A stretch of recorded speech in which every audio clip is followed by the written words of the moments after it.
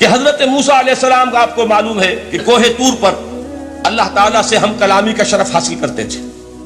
گفتگو ہو رہی ہے لیکن اللہ نظر نہیں آ رہا.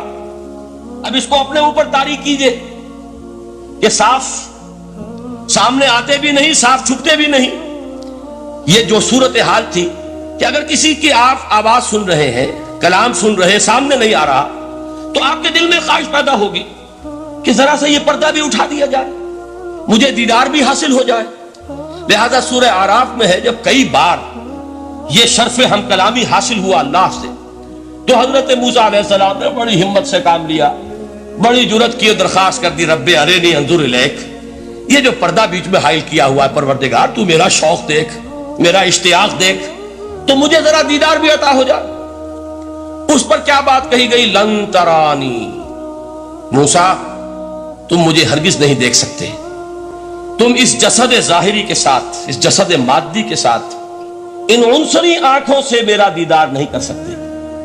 ولیکن انظر الی الجبل، دیکھو ہم تمہیں ایک مثال دیے دیتے، ذرا اس پہاڑ کی طرف دیکھو، ہم اپنی ایک تجلی اس پر ڈالیں گے. فَإِنِ اسْتَقَرَّ مَكَانَهُ فَسَوْفَ تَرَانِي، اگر وہ پہاڑ ہماری تجلی کو جھیل جائے، تحمل کر لے، تو تم بھی سوچنا کہ شاید ہمیں دیکھ سکو. اس کے بعد ہوا کیا؟ فَلَمَّا تَجَلَّى رَبُّهُ لِلْجَبَلِ جَعَلَهُ دَكًّا وَخَرَّ مُوسَىٰ صَعِقًا. جب اللہ تعالیٰ نے پہاڑ پر اپنی ایک تجلی ڈالی تو وہ پہاڑ جو ہے پھٹ گیا، اور موسیٰ، اب دیکھیے براہ راست تجلی موسیٰ پر نہیں ہے، یہ انڈائریکٹ مشاہدہ ہے تجلی ربانی کا، کہ جو پہاڑ پر ہوئی ہے اور پہاڑ کی جو کیفیت ہوئی ہے اس کے مشاہدے سے حضرت موسیٰ بے ہوش ہو کر گر گئے. وَصَعِقَ مُوسَىٰ خَرَّ مُوسَىٰ صَعِقًا. یہ ہے وہ مثال جو یہاں دی ہے قرآن کے لیے. لَوْ أَنزَلْنَا هَذَا الْقُرْآنَ عَلَىٰ جَبَلٍ لَرَأَيْتَهُ خَاشِعًا مُتَصَدِّعًا مِنْ خَشْيَةِ اللَّهِ. نتیجہ کیا نکلا؟ انفر کیجئے، استدلال، استنتاج. نتیجہ یہ نکلا کہ جو تاثیر تجلی ذات ربانی کی ہے وہی تاثیر کلام ربانی کی ہے. صرف یہ ہے کہ ہمیں اس کا شعور نہیں، ہمیں اس کا ادراک نہیں. یہ بالکل ذات کی تجلی کی جو تاثیر تھی وہی قرآن خود بیان کر رہا ہے کہ اس کلام ربانی کی بھی. اس کو بھی علامہ اقبال نے خوب کہا ہے، فاش گویم آنچ در دل مزمرست، صاف کہہ دیتا ہوں جو کچھ میرے دل میں ہے. این کتابیں نیست چیزیں دیگر است. اسے کتاب نہ سمجھ بیٹھنا قرآن کو، یہ کتاب نہیں ہے، کچھ اور ہے. کچھ اور کیا ہے؟ مثل حق پنہاؤ ہم پیداستو، زندہ پائندہ گویاستو. یہ تو جیسے اللہ تعالیٰ کی ذات ہے، مثل حق، ذات حق سبحانہ و تعالیٰ کی طرح یہ زندہ ہے، پائندہ ہے. مثل حق، پائندہ گویاستو، یہ جو ہے زندہ ہے، یہ متکلم ہے، کلام نہیں ہے. کل صفات ربانیہ جو ہیں ظاہر اور باطن، مثل حق پنہاؤ، ظاہر و پنہا، اور حی و قیوم جیسے اللہ کی ذات ہے، وہی صفات اس کلام کی ہیں. اور اس کے بعد وہ شعر آیا تھا جو میں پہلے سنا چکا ہوں، چوں بجاں در رفت جاں دیگر شبت. جب یہ قرآن کسی انسان کے اندر سرایت کر جاتا ہے، اس کے دل پر نازل ہوتا ہے. دیکھیے یہ الفاظ آپ کو کہیں اور نہیں ملیں گے. میرے نزدیک جہاں علامہ اقبال اس دور میں قرآن کی عظمت کا سب سے بڑا ثبوت ہے، وہاں عظمت قرآنی کے سب سے زیادہ واقف اور اس کا سب سے زیادہ شعور رکھنے والے بھی علامہ اقبال. یہ الفاظ آپ کو کہیں نہیں مل سکیں گے کہ مثل حق پنہاؤ ہم پیداستو، زندہ و پائندہ گویاستو، چوں بجاں در رفت جہاں دیگر شود، جہاں چو دیگر شد جہاں دیگر شود. جب یہ انسانوں کے اندر سرایت کر جاتا ہے، ان کے اندر ایک انقلاب آ جاتا ہے، اور یہ اندر کا انقلاب ہے جو ایک عالمی انقلاب کا پیش خیمہ بنتا ہے. آپ آرڈیننس کے ذریعے سے نمازیں پڑھوائیں گے تو پھر نماز وہی پڑھی جائے گی جو آفس ٹائم میں آئے گی، باقی اور کیوں پڑھیں گے؟ وہ تو آرڈیننس کے ذریعے سے پڑھائی جا رہی ہے نا. اس کا حشر تو وہ ہوگا جو ہمارے ہاں دیکھا جا چکا ہے. اور اس وقت بھی، اس زمانے میں نے یہ سنا ایک جگہ کہ کلاس 4 امپلائیز جو ہیں، وہ شروع میں جب آرڈیننس نافذ ہوا تھا ہمارے ہاں تو دفتروں میں بڑا اہتمام ہوا، آفیسرز نے خاص طور پر بڑے اہتمام سے ظہر کی نماز پڑھنی شروع کی. لیکن مجھے بتایا گیا کہ کلاس 4 امپلائیز جو ہیں ہمارے، یہ ڈرائیورز ہیں، پیئنز ہیں، یہ کھڑے ہنستے رہتے ہیں، شریک نہیں ہوتے. میں نے ان سے کہا وہ اس لیے کہ انہیں معلوم ہے کہ آپ بھی تو یہی پڑھ رہے ہیں صرف نماز، باقی آپ کے ڈرائیور سے اور آپ کے خانسامہ سے یہ بات چھپی ہوئی نہیں ہے کہ عصر آپ نے بھی نہیں پڑھنی، یہ صرف زور ہے جو آپ پڑھ رہے ہیں۔ تو یہ اصل میں اندر کا انقلاب جب تک نہ آئے، باہر کا ٹھوسا ہوا انقلاب وہ تو جب پریشر ہٹ جائے گا تبدیلی ختم ہو جائے گا۔ چوں بجا در رفت جہاں دیگر شود، اندر انقلاب آئے، جب اندر تبدیلی ہو جائے گی اب انسان کا پورا وجود بدلے گا، پھر اس کے اندر سے تبدیلی جو ہے وہ ابھرے گی، اسے کسی خارجی دباؤ کی ضرورت نہیں ہوگی۔ جہاں چو دیگر شد جہاں دیگر شود، اور جب انسانی شخصیتوں کے اندر یہ انقلاب اندر سے آتا ہے تو پھر وہ عالمی انقلاب بنتا ہے، جیسے کہ محمد رسول اللہ کا انقلاب۔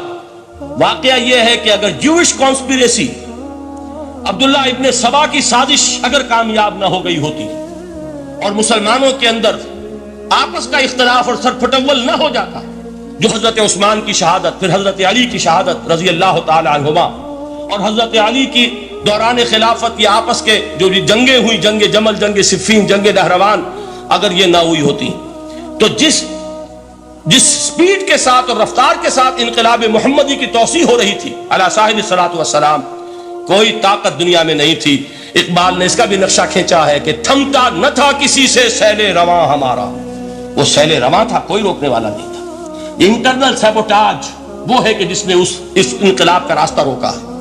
تو واقعہ یہ ہے کہ وہ اندرونی انقلاب حضور نے برپا کیا قرآن کے ذریعے صحابہ میں، اندر سے جو انقلاب تھا اس نے عرب میں ایک انقلاب کی شکل اختیار کی، اور یہ انقلاب جو ہے اتنی اپنے اندر قوت رکھتا تھا، اتنی پوٹینشیلٹی تھی اس کی کہ وہ 20 برس کے اندر کہاں آکسس دریائے جیہوں، کہاں اٹلانٹک، تصور تو کیجیے، تاریخ میں اس سے پہلے اتنی بڑی کوئی مملکت قائم ہوئی نہیں، کہاں یمن اور کہاں ایشیا کوچک، ایشیا مائنر ٹرکی، یہاں سے وہاں اور وہاں سے یہاں، اتنی عظیم مملکت حضرت عثمان رضی اللہ تعالیٰ عنہ کی خلافت میں ہو چکی تھی۔ یہ بات اگر یہ چلتا معاملہ آگے تو کوئی قوت اب نہیں رہی تھی، سلطنت روما ختم ہو چکی تھی، سلطنت کسرا ختم ہو چکی تھی، بخشتے اڑ گئے تھے، اب کون سی طاقت رہ گئی تھی جو سیلاب کا راستہ روکتی؟ یہ وہ یہودی سازش ہے جس نے اندر سے سیبوٹاج کیا۔ بہرحال یہ ہے انقلاب محمدی کا طریقہ، اندر سے تبدیلی۔ اسی کو علامہ اقبال نے کہا ہے، تیرے ضمیر پہ جب تک نہ ہو نزول کتاب، گرہ کشا ہے نہ راضی نہ صاحب کشاف۔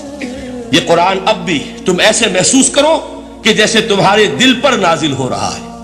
اور مجھے یاد آیا امام ابن قیم رحمت اللہ علیہ، ان کا ایک بڑا پیارا جملہ ہے، وہ کہتے ہیں قرآن کے بعض پڑھنے والے ایسے ہیں کہ جب وہ قرآن کو پڑھتے ہیں تو یوں محسوس کرتے ہیں کہ قرآن مصحف میں لکھا ہوا نہیں ہے، ان کے اپنے دل کے اوپر کندہ ہے، دل کے اوپر سے پڑھ رہے ہیں، یعنی اتنی کامل مطابقت وہ محسوس کرتے ہیں، اپنی فطرت، ہیومن نیچر اور قرآن کے اندر اتنی مطابقت ہے، اس طرح وہ ٹیلی کرتے ہیں ایک دوسرے کے ساتھ کہ محسوس ہوتا ہے کہ وہ کتاب ان صفحات میں لکھی ہوئی نہیں ہے بلکہ لوح قلب پر لکھی ہوئی ہے کہ جہاں سے وہ انسان اسے پڑھ رہا ہے۔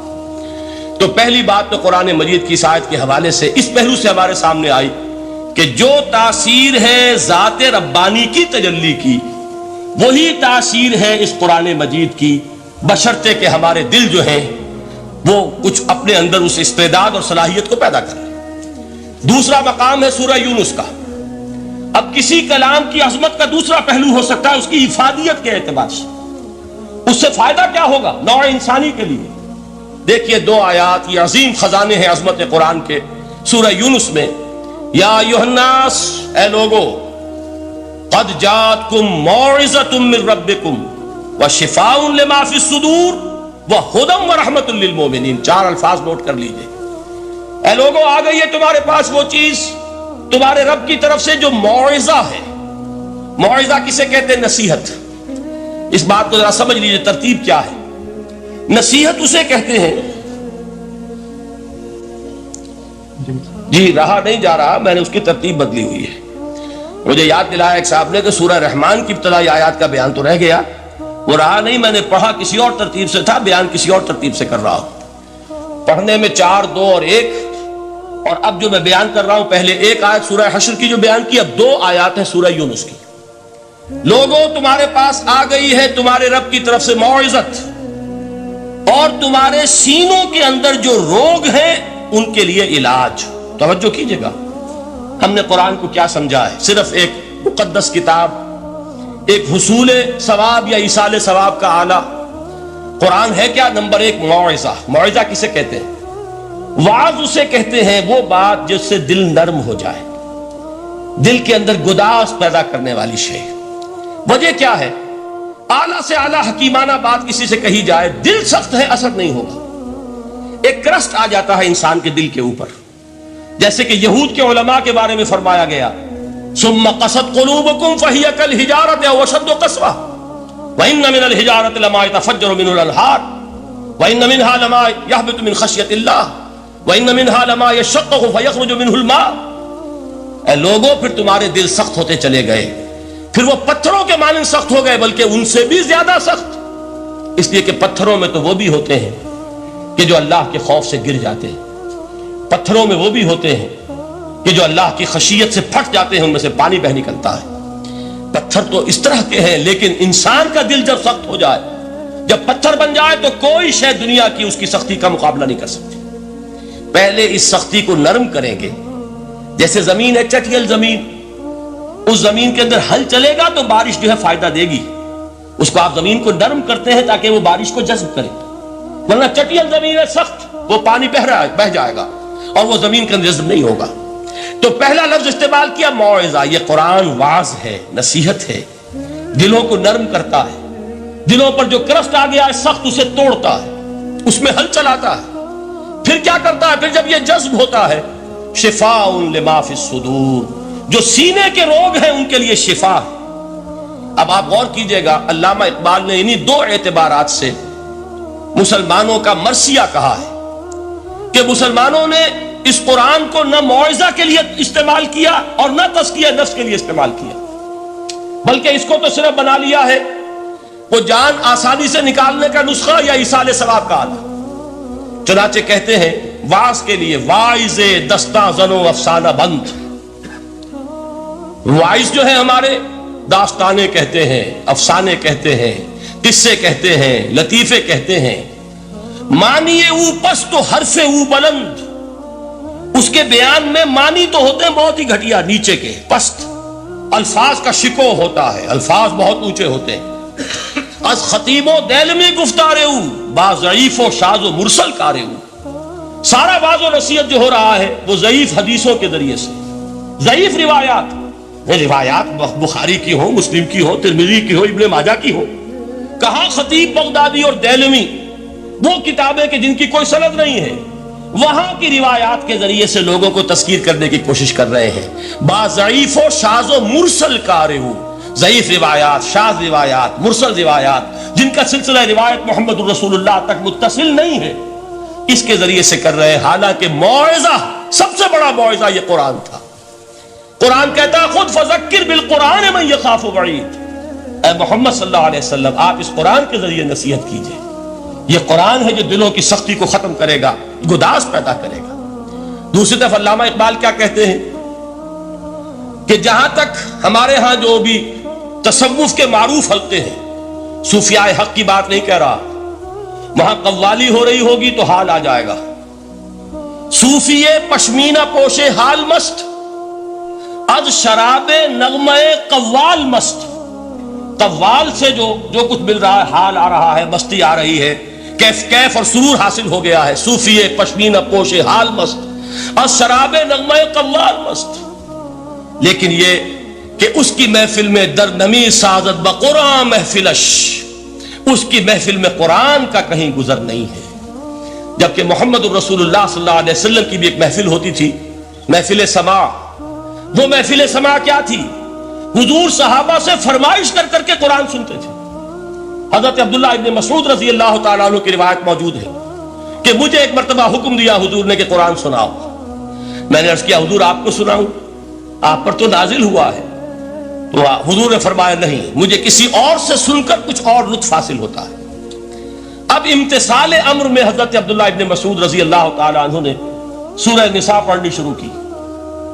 41वीं आयत पर पहुंचे। चश्मे तसव्वुर से देखिए कि हुजूर भी तशरीफ फरमा है, सहाबा किराम की महफिल है, और सहाबा कैसे बैठा करते थे अदब के साथ। एक रिवायत में अल्फाज आए, ऐसे बैठते थे साकित और सामित होकर, بالکل خاموش، سکون، ساکن اور ساکت اور سامت، کہ جیسے ان کے سروں پر پرندے بیٹھے ہیں کہ ذرا جنبش کریں گے تو پرندہ اڑ جائے گا، اس ادب کے ساتھ۔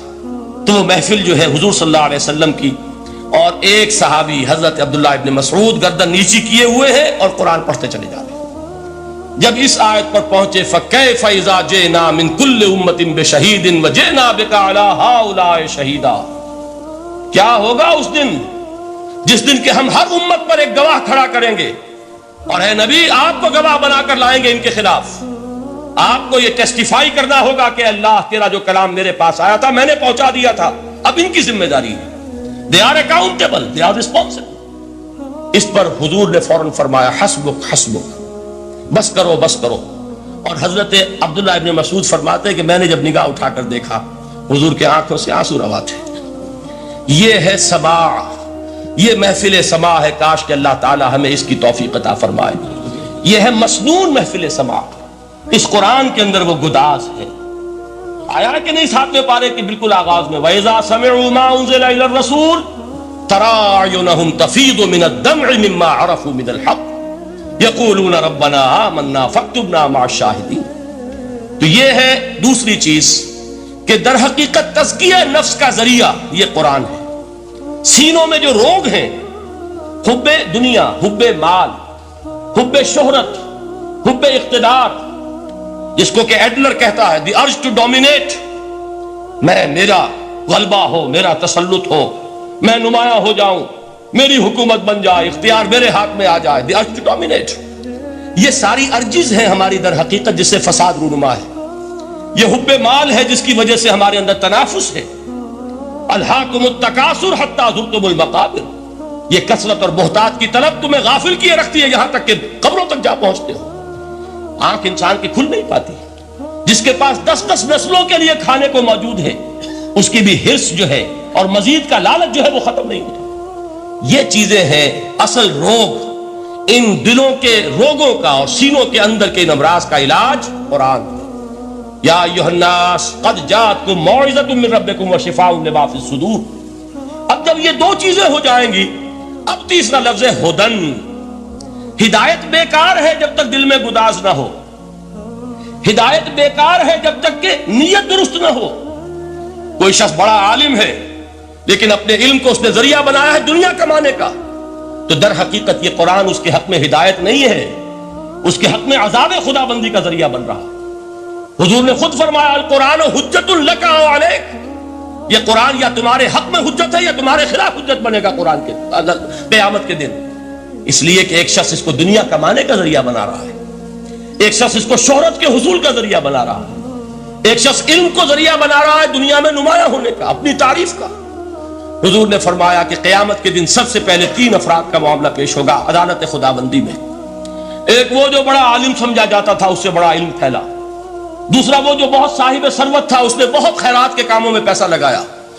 تیسرا وہ جو دنیا میں شہید سمجھا جاتا تھا کہ اللہ کی راہ میں جنگ کرتے ہوئے جان دیا۔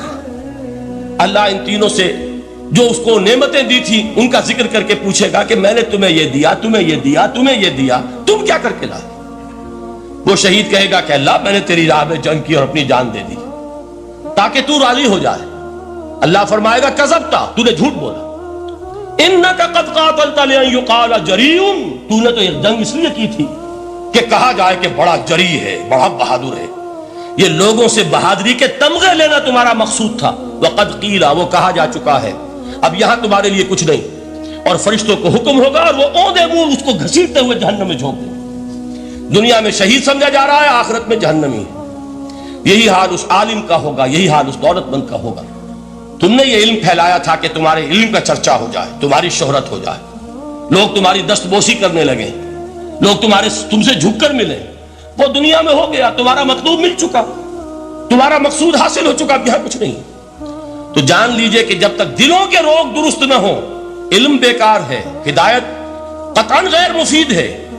پہلے دلوں کا کرست اترے، اس کی سختی دور ہو، یہ ہے موعظہ۔ دلوں کے اندر سے حب جاہ، حب دنیا، حب مال نکلے، یہ ہے تزکیہ، شفاء لما فی الصدور۔ اب ہدایت خدا بندی، اب راستہ آپ دیکھیں گے اور اس راستے پر چلیں گے۔ یہ ہدایت جو ہے دنیا میں، یہی آخرت میں رحمت کی شکل میں ظاہر ہوگی۔ جنہوں نے اس قرآن کی ہدایت سے فائدہ اس دنیا میں اٹھایا، آخرت میں رحمت خدابندی کی بدلیاں ان پر سایہ کریں۔ ایک حدیث میں تو باقاعدہ الفاظ آئے ہیں کہ سورہ بقرہ اور سورہ آل عمران یہ دو بدلیوں کی صورت میں ظاہر ہوں گی میدان حشر میں، اور ان لوگوں پر سایہ کریں گی کہ جن کو ان سے بڑی محبت تھی۔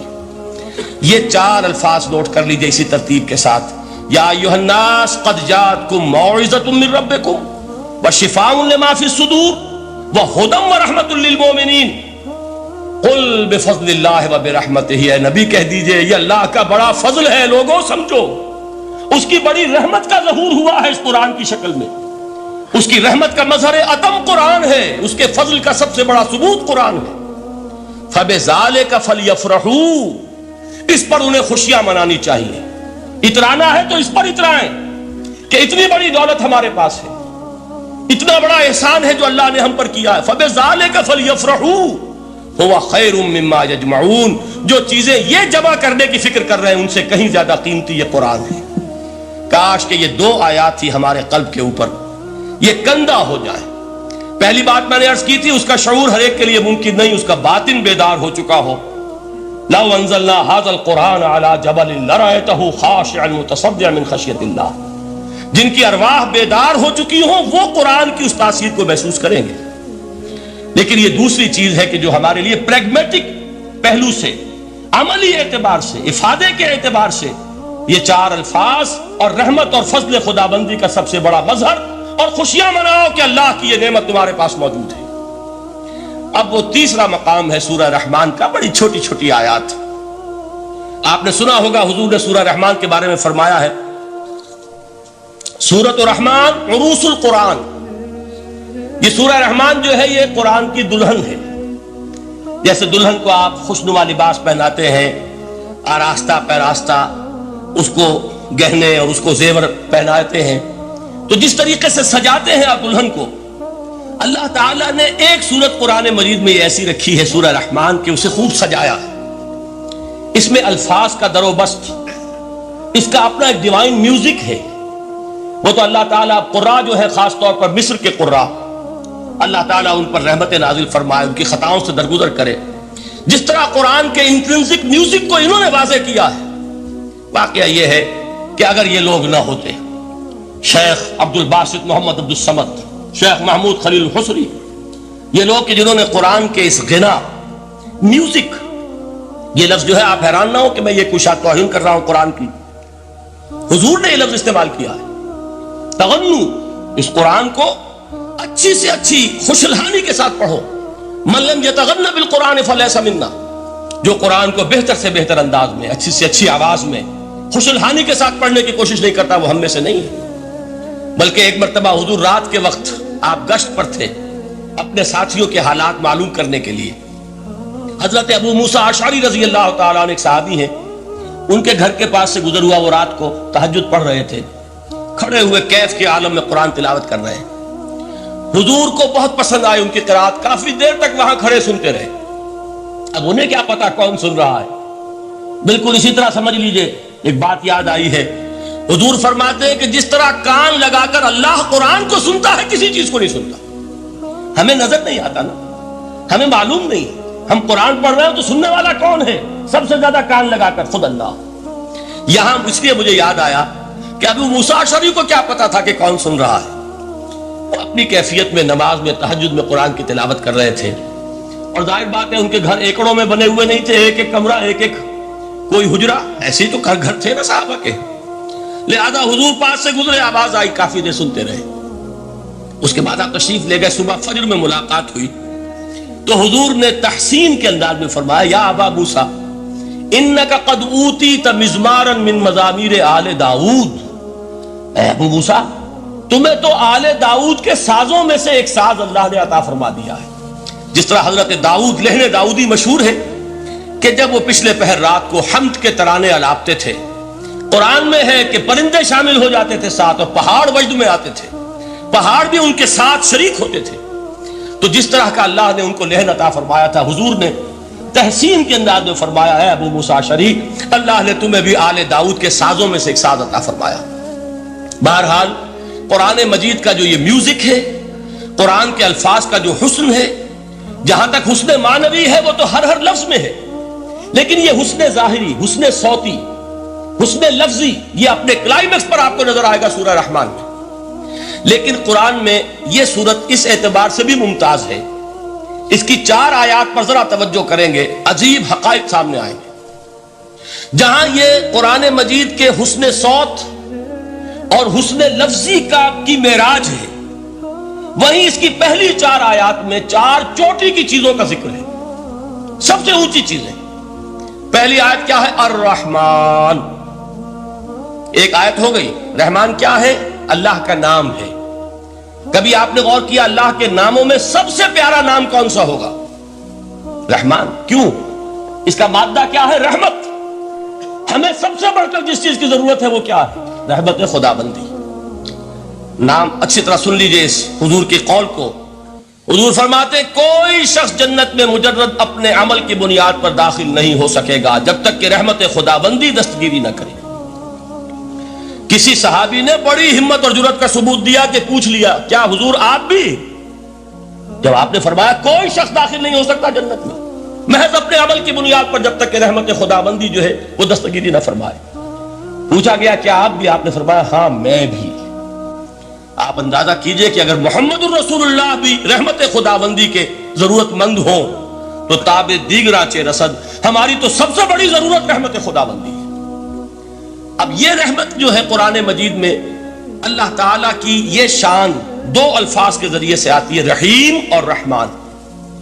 اور کوئی مادہ نہیں ہے جس سے 2 نام بنتے ہوں اللہ کے، لیکن یہ مادہ ہے واحد رحمت کا کہ جس سے رحمان بھی ہے رحیم بھی ہے۔ رحیم صفت مشبہ ہے، رحمت دائم ہو جائے گی، مستقل ہوگی تو رحیم کہیں گے۔ اور رحمان، اس میں رحمت کی ہے وہ شان ہے کہ جیسے ٹھاٹھے مارتا ہوا سمندر ہو، ہیجان کی کیفیت، طوفانی کیفیت، رحمت خداوندی کا طوفانی جوش، وہ ہے رحمان۔ آپ تو رہتے اس علاقے میں ہیں، آپ کو معلوم ہے عرب اگر بھوکا مرا جا رہا ہو تو کیا کہے گا؟ انا جوعان۔ پیاسا مرا جا رہا ہو انا عطشان۔ بہت غضبناک ہوگا غضبان، غضبان آصفہ قرآن میں آیا ہے، بہت غضبناک۔ رحمان جس کی رحمت جو ہے جوش میں ہے، ٹھاٹھے مارتے ہوئے سمندر کے مانند۔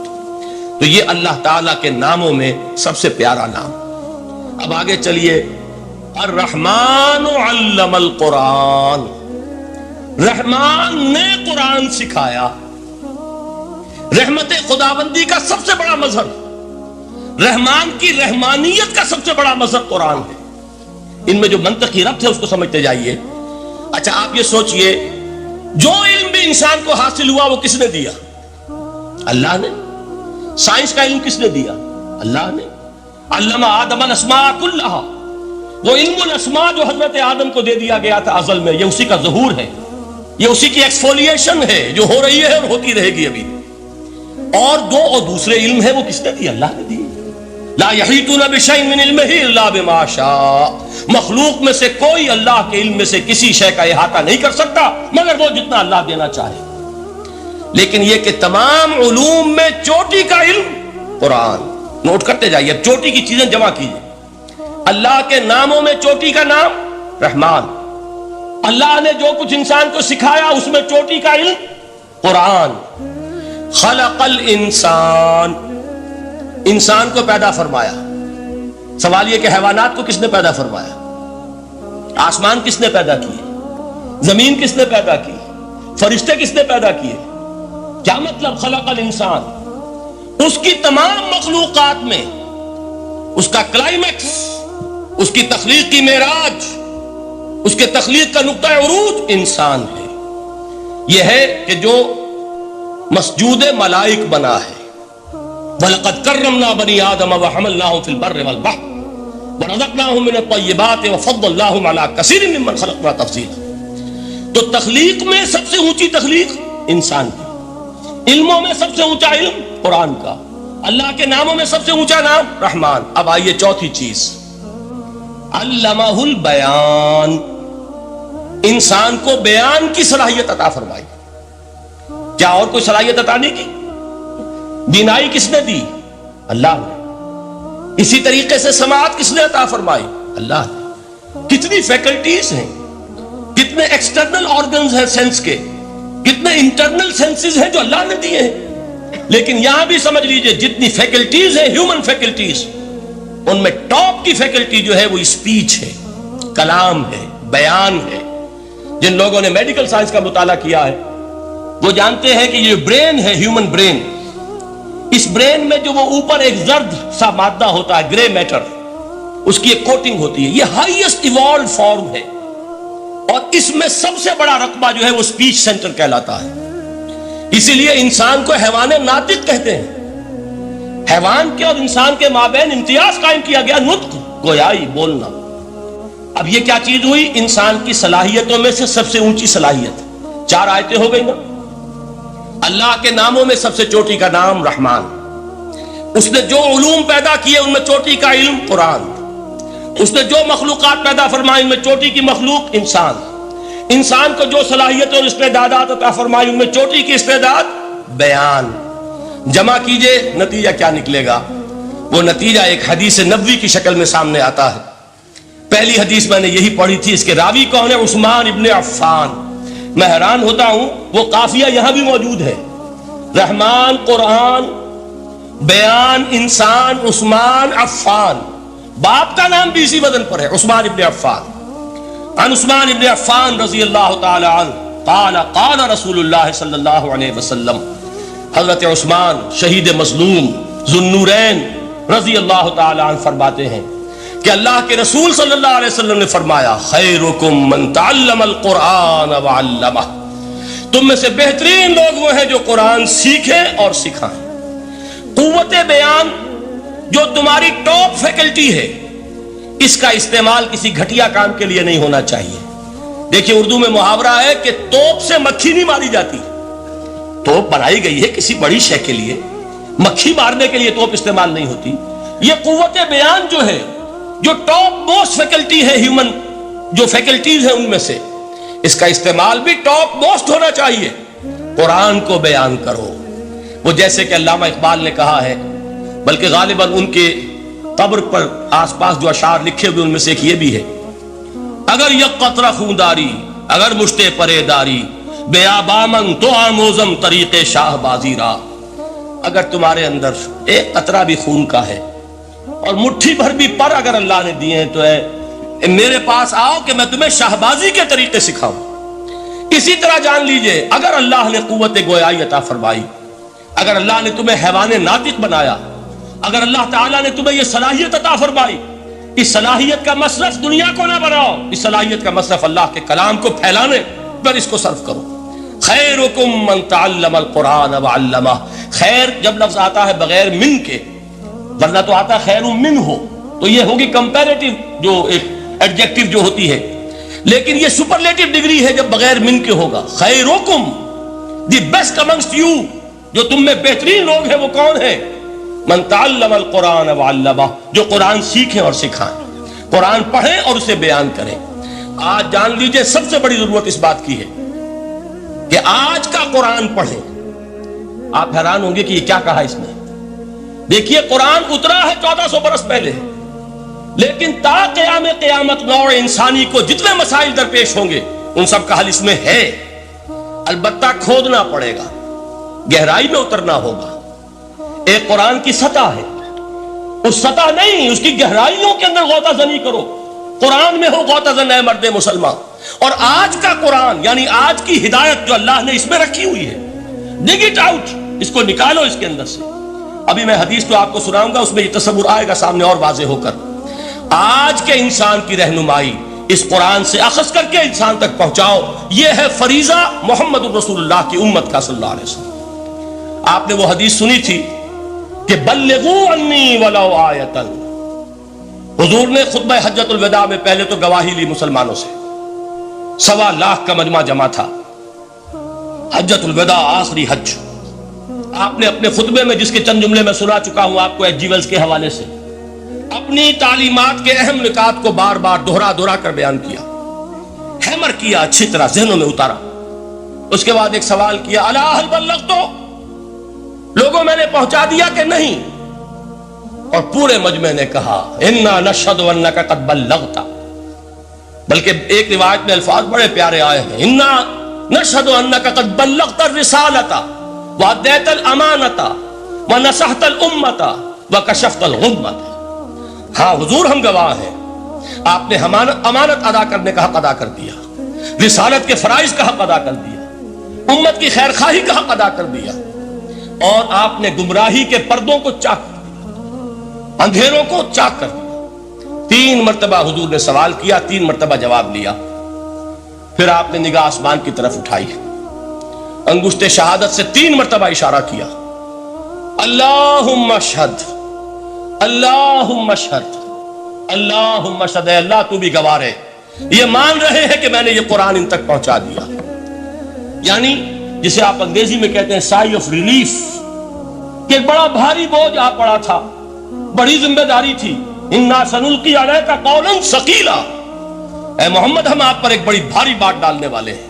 اے اللہ گواہ ہے کہ وہ بوجھ میرے کاندھے سے اتر گیا. یہ تسلیم کر رہے ہیں کہ میں نے حق امانت ادا کر دیا. تیری امانت تھی میرے پاس یہ کلام، اللہ کا یہ پیغام انسانوں کے لیے نازل ہوا محمد پر صلی اللہ علیہ وسلم. تو امانت کا بوجھ کس کے بارے گرا، کس کے کاندھے پر ہے؟ حضور کے. اگر ادا نہ کرتے، ابھی وہ آپ نے آیت سنی تھی، یا ایھا النبی بلغ ما انزل الیک من ربک فإن لم تفعل فما بلغت رسالتہ. یا ایھا الرسول، اے رسول صلی اللہ علیہ وسلم پہنچا دیجئے جو کچھ نازل کیا گیا ہے آپ پر آپ کے رب کی طرف سے، اور اگر بالفرض آپ نے ایسا نہ کیا تو امانت کا حق ادا نہیں ہوگا، رسالت کا حق ادا نہیں ہوگا. حضور نے پہنچا کر گواہی لے کر جیسے کہ ایک اطمینان کا سانس لیا، اللہم اشہد، اللہ تو بھی گواہ رہے. اس کے بعد آپ نے فرمایا تھا وہ چھوٹا سا جملہ جو آپ میں سے ہر شخص بآسانی یاد کر کے اٹھ سکتا ہے، فَلْيُبَلِّغِ الشَّاهِدُ الْغَائِبَ. اب پہنچائیں وہ جو یہاں ہیں ان کو جو یہاں نہیں ہیں، اس لیے کہ میری رسالت پوری نوع انسانی کے لیے. وقت فرصت ہے کہاں، کام ابھی باقی ہے، نور توحید کا اتمام ابھی باقی ہے. ابھی تو ہند تک یہ پیغام جانا ہے، چینیوں تک جانا ہے، ابھی یورپ میں اس پیغام کو پہنچنا ہے. دی اذانیں کبھی یورپ کے کلیساؤں میں، کبھی افریقہ کے تپتے ہوئے صحراؤں میں. یہ کون کرے گا؟ اے امت محمد، یہ ذمہ داری اب تمہاری صلی اللہ علیہ وسلم. اسی کو آپ نے مزید تاکیداً فرمایا، بلغوا انی ولو آیۃ، میرا کوئی امتی بھی اس سے بالکل فارغ نہ رہ جائے، بالکل محروم نہ رہے، ایک آیت بھی پہنچا سکتا ہو تو پہنچائے. یہ ہے وہ ذمہ داری کہ جو اس حدیث کی روح سے خیرکم من تعلم القرآن وعلمہ. ایک ہوتا ہے ذمہ داری کو ایک بوجھ کی حیثیت سے، ایک فرض کی حیثیت سے بیان کرنا. یہاں ہے تشویق اور ترغیب کا انداز. کون نہیں چاہتا کہ میں بہتر سے بہتر کیریئر اختیار کروں؟ کون نہیں چاہتا کہ میری زندگی اعلیٰ سے اعلیٰ ہو؟ کون نہیں چاہتا کہ میرا وقت جو ہے اس کی بڑی سے بڑی قیمت مجھے ملے؟ کاش کہ ہمیں معلوم ہوتا کہ قرآن کا سیکھنا اور سکھانا کتنا اعلیٰ کیریئر ہے. کاش کہ ہمیں معلوم ہوتا کہ قرآن کی تبلیغ اور دعوت، اس میں جو لمحہ گزر رہا ہے وہ کتنا قیمتی ہو گیا ہے، اس کا کتنا بڑا جو ثواب اللہ کے ہاں ملنا ہے. تو خیرکم من تعلم القرآن وعلمہ، تم میں سے بہترین لوگ وہ ہیں جو قرآن سیکھیں اور سکھائیں. دوسری حدیث حضرت عمر سے مروی ہے رضی اللہ تعالیٰ عنہ. یہ پہلی روایت متفق علیہ تھی، بخاری اور مسلم دونوں میں موجود ہے. دوسری روایت صحیح مسلم کی ہے. حضرت عمر فرماتے ہیں، قال قال رسول اللہ صلی اللہ علیہ وسلم، ان اللہ یرفع بہذا الکتاب اقواما ویضع بہ آخرین. اللہ اب اس کتاب کے ذریعے قوموں کو اٹھائے گا اور اسی کو ترک کرنے کے باعث رسوا کر دے. یہ ہے اب ابد الآباد تک کے لیے، خاص طور پر مسلمانوں کے لیے اللہ تعالیٰ کا یہ قانون. اس کتاب کو لے کر اٹھیں گے سربلند ہوں گے، اس کتاب کو پیٹھ دکھائیں گے ذلیل کر دیے جائیں. یہ گویا کہ اب امت مسلمہ کی قسمت جو ہے وہ تلے گی اس کتاب کی میزان میں. اسی میں طے ہوگا کہ ان کے لیے عروج ہو یا زوال ہو. اسی کو وہ جواب شکوہ میں علامہ اقبال نے سادہ ترین الفاظ میں کہا تھا، وہ زمانے میں معزز تھے مسلمان ہو کر اور تم خار ہوئے تاریک قرآن ہو کر. فارسی میں اسی کو مفہوم کو جو ادا کیا ہے جس خوبصورتی سے، اس کا تو جواب نہیں ہے کہ اے مسلمان خار از مہجوری قرآن شدی، تم جو ذلیل و خار ہو گئے ہو دنیا میں. ایک سوال شاعر نے کبھی کیا تھا نا، بڑا پیارا سوال تھا، ہے آج کیوں ذلیل کے کل تک نہ تھی پسند، گستاخی فرشتہ ہماری جناب. بڑا پیارا سوال ہے، جواب علامہ اقبال دے رہے ہیں، خار از مہجوری قرآن شدی، قرآن سے لا تعلق ہونے کی بنیاد پر تم ذلیل و رسوا ہوئے، شکوہ سنجے گردش دوراں شدی، گردش دوراں اور گردش فلک اور فلک ناہنجار اور فلک کج رفتار، اس کو خامخواہ گالیاں دے رہے ہو، اس کا خامخواہ شکوہ کر رہے ہو، شکایت کر رہے ہو، یہ تو اے باد صبائی ہما آوردہ دست، یہ تمہارے اپنے کرتوتوں کا کی صدا ہے جو تمہیں مل رہی ہے، تم نے قرآن کو پیٹھ دکھائی، تم ذلیل و رسوا کر دیا۔ خار از مہجوری قرآن شدی، شکوہ سنجے گردش دوراں شدی، اے چو شبنم بر زمیں افتندئی، در بغل داری کتاب زندئی، اے وہ قوم جو شبنم کی طرح زمین پر پڑی ہے، اغیار اسے پاؤں تلے روند رہے ہیں، جیسے آپ صبح کو سیر کرنے نکلتے ہیں، سبزے پر پڑی ہوئی شبنم اسے آپ روندتے ہیں اپنے قدموں تلے۔ اے امت محمد، آج تو دنیا کی قوموں کے سامنے اسی طرح پابال ہے، سرنگوں ہے، لیکن ہوش میں آ کہ تیری بغل میں وہ کتاب زندہ موجود ہے، وہ کتاب زندہ جس نے کہ دنیا میں یہی جزیرہ نماء عرب وحشی لوگوں کا مسکن، نہ یہاں علم، نہ یہاں تمدن، نہ یہاں تہذیب، نہ یہاں تنظیم، کوئی ڈسپلن نہیں، کوئی حکومت نہیں، کوئی تہذیب نہیں، کچھ نہیں، تاریکیاں ہی تاریکیاں۔ یہی کتاب تھی جس نے اسے منور کیا، یہی کتاب تھی جس نے دنیا کا امام بنایا، یہی کتاب تھی جس نے دنیا کا معلم بنایا، یہ کتاب تھی جس نے نئے نئے علوم ایجاد کرنے سکھائے، یہ کتاب تھی جس کی بدولت یہی عرب تھے جنہوں نے یونان کے فلسفے اور سائنس کو جو مر چکے تھے انہیں زندہ کیا، ان میں نئی چیزوں کا اضافہ کیا اور اسپین کی یونیورسٹیوں کے ذریعے سے یورپ تک دوبارہ پہنچا دیا۔ یہ وہ کتاب ہے، در بغل داری کتاب زندگی۔ اقبال نے کیسے کیسے شکوے کہے ہیں، اسی قرآن میں ہے اب ترک جہاں کی تعلیم، جس نے مومن کو بنایا مہو پرمی کا امیر۔ اس قرآن کو لے کر مسلمان نکلا ہے، ایک ہاتھ میں قرآن، ایک میں تلوار۔ برا نہ مانیے، قرآن تلوار کا نام بھی آپ اپولوجیٹک انداز میں نہ لیا کریں۔ انقلاب کی تکمیل تلوار سے ہوتی ہے، انقلاب کی تمہید کسی کتاب سے ہوتی ہے، اچھی طرح جان لیجیے۔ کبھی انقلاب صرف کتاب سے نہیں آیا، کتاب سے ذہن بدلتے ہیں، کتاب سے فکر بدلتی ہے، کتاب سے سوچ بدلتی ہے، کتاب سے ایک جماعت تیار ہوتی ہے، ایک قوت تیار ہوتی ہے۔ وہ 313 جو میدان بدر میں تھے وہ قرآن کا اعجاز کا ظہور تھے، لیکن ان کے ہاتھوں میں تلوار آئی ہے۔ ہم اسے ڈینائی نہیں کریں گے کہ در حقیقت انقلاب محمدی کی تکمیل میں یقیناً تلوار کا حصہ، لیکن یہ تلوار ہاتھ میں لینے والے آتے کہاں سے اگر قرآن کے ذریعے سے محمد الرسول اللہ نے وہ جماعت تیار نہ کی ہوتی؟ وہ کام کیا ہے، یتلو علیہم آیاتہ ویزکیہم ویعلمہم الکتاب والحکمہ، وہ سارا عمل قرآن کے گرد گھوم رہا ہے جس سے وہ جماعت تیار ہوئی۔ اور پھر اقبال نے اس کو بھی 2 جملوں کے اندر ادا کر دیا، ایک شعر کے 2 مصرے، با نشہ درویشی در ساز و دمادم زن، جو پختہ شوی خدرا بر سلطنت جم زن۔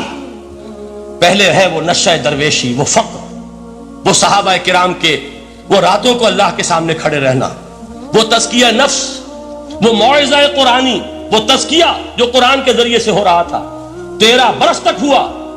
اب جب ایک جماعت تیار ہو گئی، ایک قوت وجود میں آئی، تو اب اس قوت کو محمد رسول اللہ نے باطل کے نظام پر دے مارا، ٹکرایا۔ بانشہ درویشی در ساز و دمادم زن، چوں پختہ شوی خدرا بر سلطنت جم زن۔ تبھی وہ انقلاب آیا، جاء الحق وزهق الباطل ان الباطل كان زهوقا۔ تو اللہ تعالیٰ اس کتاب کو اب میزان بنا چکے ہیں، وبالحق انزلناہ وبالحق نزل، یہ قرآن حق کے ساتھ نازل ہوا ہے، فیصلہ کن کتاب ہے۔ انہ لقول فصل وما هو بالحزل، یہ قول فصل ہے، حزل نہیں ہے، کسی شاعر کی شاعری نہیں ہے کہ آپ نے تحسین کی تو کیا اور نہ کی تو کیا۔ یہ کتاب وہ ہے کہ اگر مانو گے تو مہو پرویں کا امیر بنو گے، اور اگر اس کو پیٹھ دکھائے رکھو گے جیسے دکھائی تم نے تو ذلیل کر دیے جاؤ گے، رسوا کر دیے جاؤ گے، جیسے کہ آج کم سے کم 300 برس سے پوری دنیا میں مسلمان ذلیل اور خوار ہیں۔ خار از مہجوری قرآن شدی، شکوہ سنجے گردش دورہ شدی، اے چو شبنم بر زمیں افتندئی، در بغل داری کتاب زندئی، ان اللہ یرفع بہذا الکتاب اقواما ویضع بہ آخرین۔ رواہ مسلم۔ آخری حدیث جس پر کہ میں اپنی گفتگو ختم کر دوں گا، یہ حضرت علی سے ہے رضی اللہ تعالی عنہ دیکھیے ایک حدیث حضرت عثمان سے، ایک حضرت عمر سے، ایک حضرت علی سے. یہ سب کون ہیں؟ یہ سب ہمارے ہیں. یہ محمد الرسول اللہ صلی اللہ علیہ وسلم کی تربیت کا شاہکار. حضرت ابوبکر رضی اللہ تعالیٰ عنہ سے بھی ایک حدیث مروی ہے، لیکن اس کا متن مجھے یاد نہیں تھا. مفہوم اس کا یہ ہے کہ جس شخص کو اللہ نے قرآن جیسی دولت دی ہو اور پھر بھی کبھی اس کے دل میں یہ خیال آئے کہ اللہ نے اپنے کسی اور بندے کو کوئی زیادہ بڑی نعمت دی ہے، اس نے قرآن کی ناقدری کی. کسی ملینئر کو دیکھ کر اور بلینئر کو دیکھ کر، کسی کا بہت بڑا محل دیکھ کر اگر تمہارے دل میں یہ خیال آیا کہ یہ دولت بڑی ہے اس دولت سے جو تمہارے پاس ہے قرآن کی، تو تم قرآن کی قدر و قیمت سے واقف نہیں. تمہیں معلوم کیا کہ یہ کتنی بڑی دولت ہے. یہ در حقیقت شرح ہے انہی الفاظ قرآنی کی کہ فَبِذَلِكَ فَلْيَفْرَحُوا هُوَ خَيْرٌ مِّمَّا يَجْمَعُونَ. جو کچھ دنیا جمع کرتی ہے، جن کو قیمتی اشیاء سمجھ کر لوگ جمع کرتے ہیں، ان سے کہیں بڑھ کر قیمتی یہ قرآن ہے. تو حضرت ابوبکر سے یہ مروی، حضرت عمر سے ان اللہ یرفع بہذا الکتاب اقواما ویضع بہ آخرین، حضرت عثمان سے خیرکم من تعلم القرآن وعلمہ. اب آئیے حضرت علی، سیدنا علی رضی اللہ تعالی عنہ. وہ حدیث طویل ترین ہے جو مدح قرآن میں محمد الرسول اللہ سے مروی ہے صلی اللہ علیہ وسلم. پوری حدیث مجھے یاد بھی نہیں ہے اور اس کا وقت بھی نہیں ہے، لیکن بڑی پیاری حدیث ہے اس اعتبار سے. آغاز کیسے ہوا؟ حضرت علی فرماتے ہیں قال رسول اللہ صلی اللہ علیہ وسلم انہا ستکون فتنۃ، ان قریب ایک بہت بڑا فتنہ رونما ہوگا. حضور نے خبر دی فتنے کی. حضرت علی فرماتے اس پر میں نے عرض کیا میں نے عرض کیا مل مخرج منہا یا رسول اللہ، اے اللہ کے رسول اس سے نکلنے کا راستہ کون سا ہوگا؟ دیکھیے یہ لکھا ہوا ایگزٹ، نکلنے کا راستہ. اور عام طور پر آپ نے دیکھا ہوگا بڑے ہالز میں یہ سرخ روشنی ہوتی ہے، اس میں اس کا اہتمام کیا جاتا ہے کہ اگر خدا نہ خواستہ کوئی حادثہ ہو جائے لوگوں کو معلوم ہو نکلنے کا راستہ کون سا. یہ مخرج ہے. حضور نے خبر دی کہ فتنہ ہوگا. تو دیکھیے میں ایک بات عرض کیا کرتا ہوں، ذرا توجہ کیجئے. ہمارا حال کیا ہے؟ ہم بڑے ریشنلسٹ قسم کے لوگ ہیں، یہ زمانہ ریشنلزم کا ہے. اگر ہم ہوتے تو کیا پوچھتے؟ وہ فتنہ کیا ہوگا، کیوں ہوگا، کہاں سے آئے گا؟ ہمارے سوال یہ ہوتے کب آئے گا، کیوں، کہاں، کب، کیسے. ان سب کی حیثیت علمی سوالات کی ہے. بھائی کب آئے گا ایک علم ہے، کیسے آئے گا علم ہے، کہاں سے آئے گا علم ہے. لیکن اصل جو عملی اعتبار سے اہمیت والی شے ہے، بچاؤ کا راستہ کون سا ہوگا محمد الرسول اللہ، یہ بتائیے ہم. مل مخرج منہا یا رسول اللہ. حضرت علی نے یہ نہیں پوچھا فتنہ کیا ہوگا، کہاں سے آئے گا حضور، کیوں آ جائے گا، کب آ جائے گا. نہیں، مل مخرج منہا یا رسول اللہ، اے اللہ کے رسول یہ بتائیے کہ جب وہ فتنہ رونما ہوگا تو نکلنے کا راستہ کون سا. اس کا جواب ہے، ارشاد فرمایا محمد رسول اللہ نے، کتاب اللہ، اللہ کی کتاب ہے وہ مخرج. یہ کتاب ہے کہ جس کو تھامو گے تو فتنوں سے محفوظ رہو گے. اس کے بعد آپ فرماتے ہیں فیہ نبأ ما قبلکم وخبر ما بعدکم وحکم ما بینکم. اس میں تم سے پہلوں کی بھی خبریں موجود ہیں، عاد اور سمود اور قوم نوح اور قوم ہود اور قوم لوط اور قوم صالح اور آل فرعون. یہ کون ہے؟ من قبلکم، تم سے پہلے. وفیہ خبر ما بعدکم، جو کچھ تمہارے بعد ہونے والا ہے اس کی خبریں بھی موجود ہیں. لیکن وہ کیسے ہوں گی؟ وہ بٹوین دی لائنز ہوں گی، وہ بین السطور ہوں گی.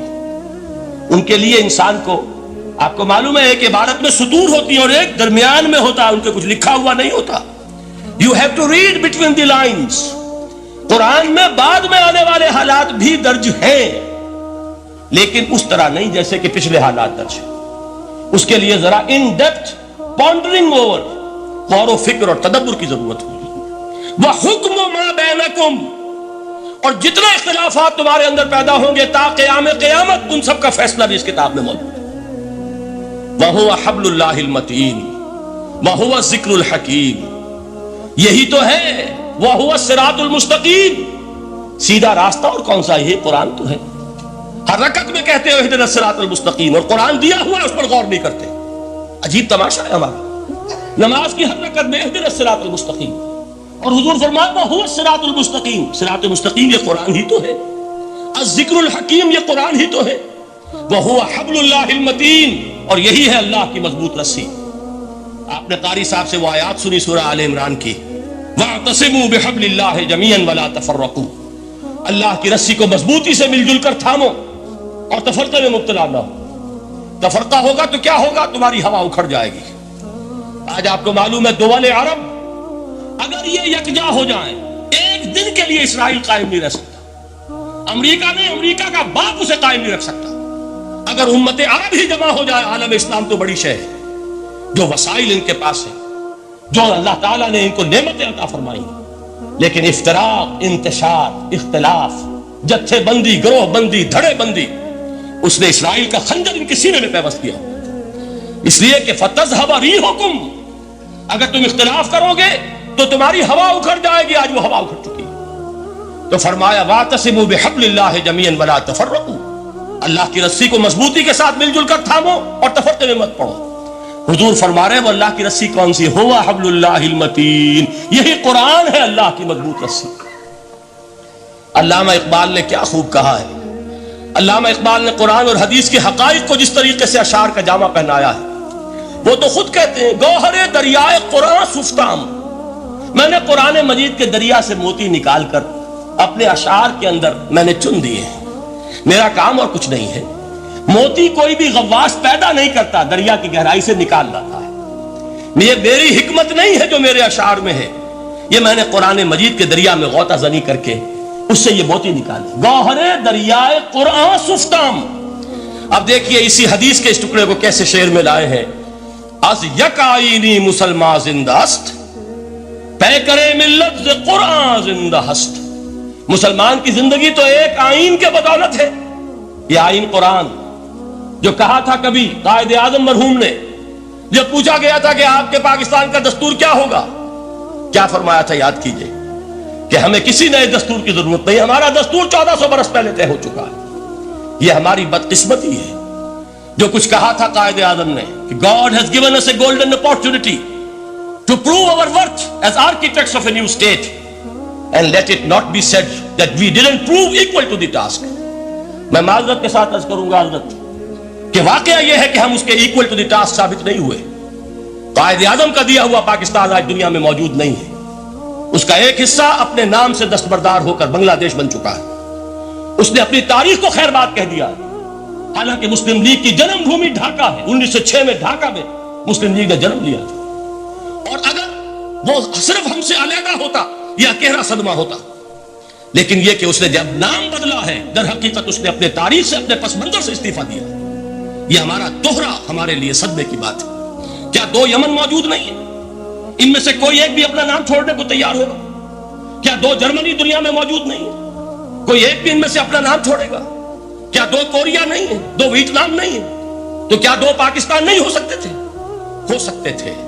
میں یہ کہا کرتا ہوں کہ یہ گہرا صدمہ ہے علیحدگی، اور دوہرا صدمہ ہے، اور اس سے کہیں زیادہ بڑا کہ انہوں نے اپنا نام بدل دیا، اپنی آئیڈینٹی چینج کر دی، انہوں نے وہ نام اپنے ماتھے سے اتار کر خلیج بنگال کے اندر دبو دیا۔